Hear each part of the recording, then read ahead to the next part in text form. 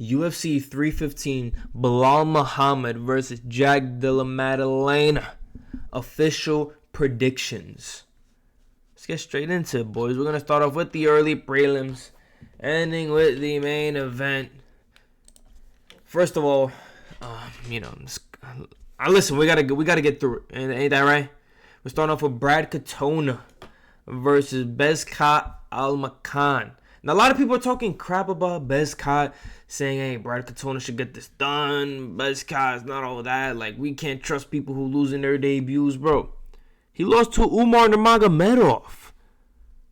What are we saying, bro? Like, Umar just beat Corey Sandhagen, and then even though he did lose to Merab, Merab's on a tear. It is what it is, but he looked decent against Umar. He has powerful hands. Bezkat has powerful hands. Brad Katona just really can't keep people down if he gets them down. Bezkat is younger. Katona really isn't that crafty vet. And he just doesn't have a lot of pop in his shots like Bezkat does. With that being said, we're going to keep this short and sweet. I got Bezkat winning this fight by possible knockout. Now, the official fight is Daniel Santos versus Ji-Young Lee. I guess Tucker pulled out. And this is kind of tricky. I feel like this is a little more 50-50. Daniel Santos is stepping in on short notice. So I'm going to have to go Ji-Young Lee. Just because I don't really like picking short notice fighters, stepping on short notice. Daniel Santos is a good fighter. Not saying he's not. I don't know how confident he is. I don't know how confident I am to pick him. And I mean, Lee's really big for this division. 5'10" at featherweight. Has the reach advantage. And even though he did get chinned by Hyder Emil, but Hyder Emil just beat William Gomez. And William Gomez was on a little tear. Hyder Emil has solid power in his hands. Has a granite chin. I just feel like Lee might be a little too big in this matchup. Give me Lee. To end off the early prelims, we have Marc-Andre Barriault versus Bruno Silva. And in my notes, I wrote Marc-Andre because Bruno Silva is dead ass. All right. We could move on to the next fight. No, I'm just kidding. I'm just kidding, bro. Bruno Silva, BC, buddy sucks. Bruno Silva, BC, bullshit. I don't know. Bruno Silva, bro, he lost the pop in his shot, bro. Like, he went, and Marc-Andre, he's not like, this is going to be an old head matchup, but Andre's going to be the busier striker, has the high volume approach. And I think I like that. Bro, Bruno Silva, bro, he's getting slumped by the Pirate. This is my division. The Pirate is here. Bro, like, he's getting slumped. Bro, just pack him up, man. Like, Bruno Silva, yo, your time is... Bro.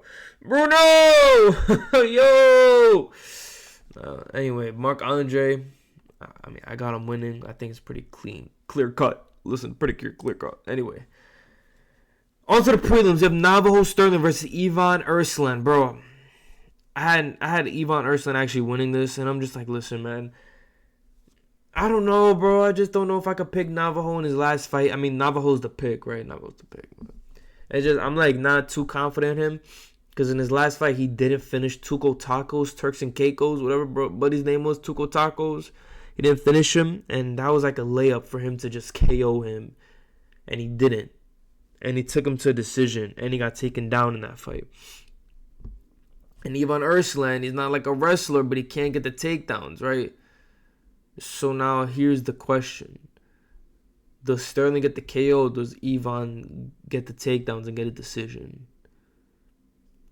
And Ivan went to a split decision with Kudalaba, and he was at plus 350 in that fight.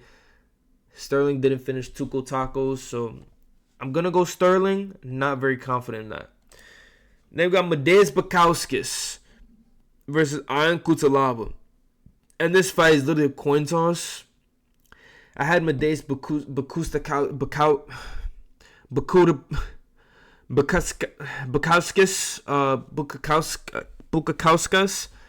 I had Madeus winning, but now I'm like, bro, listen, I'm going on Kutalaba.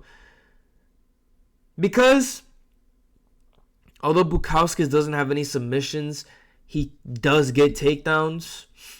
And Kutalaba can wrestle, so it should be a dogfight. But Bucks wins aren't really that impressive.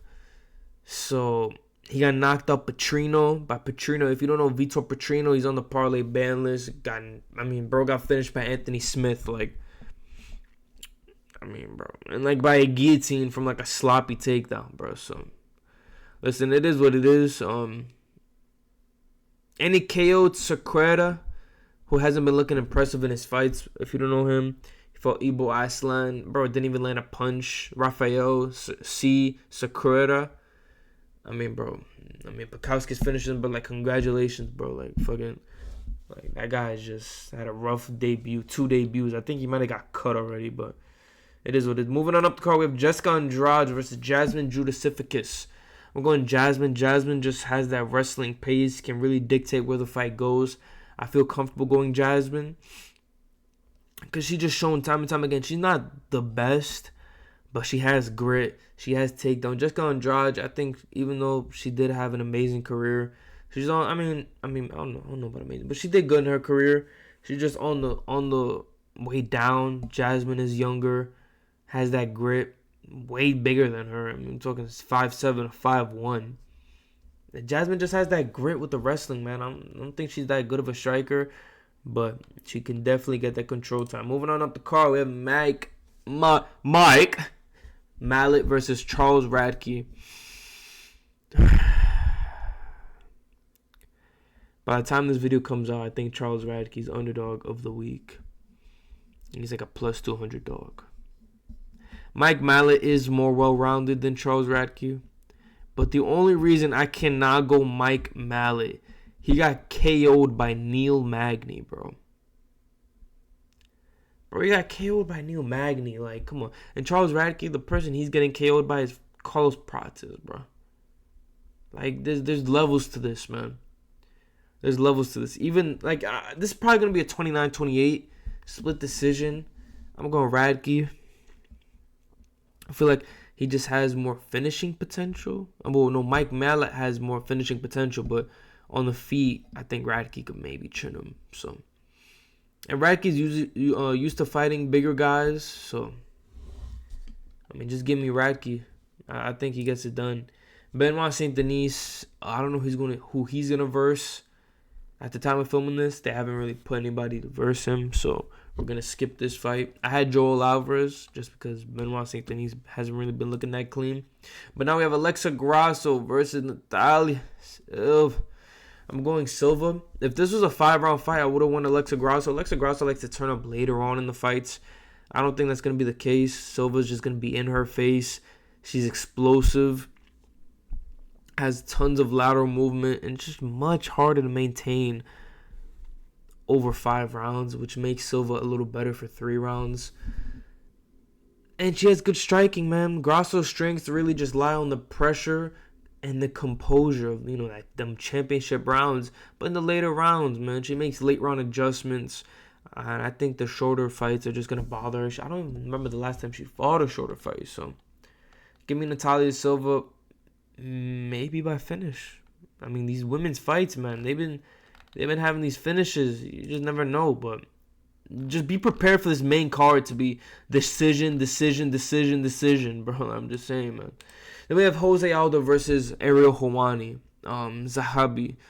So I'm going Jose Aldo. We just seen him beat number 7 ranked Mario Bautista, bro. We're not about to act like he didn't just beat Mario Bautista. Give me Jose. Just give me Jose Aldo, bro. If we lose to Zahabi, Ariel Helwani's lookalike, bro, I think we're all cooked, bro. Mario Bautista won by holding this guy against the cage because it's impossible to take Jose Aldo down. And, bro, there's literally no way Jose Aldo's 38. There's literally no way, bro. He has to be at least 45, bro. 42, bro. In Brazilian years, bro. He looks just so old for a 38-year-old, bro. I don't think so, man. I don't think so. I think he might be 42, but he still got it. His hands are quick and he's durable. So give me Jose Aldo. Zahabi is a decent test. His resume is pretty decent, but Jose Aldo is a legend. He beat Mario Bautista. I don't care what nobody say. And yeah, man. Zahabi's.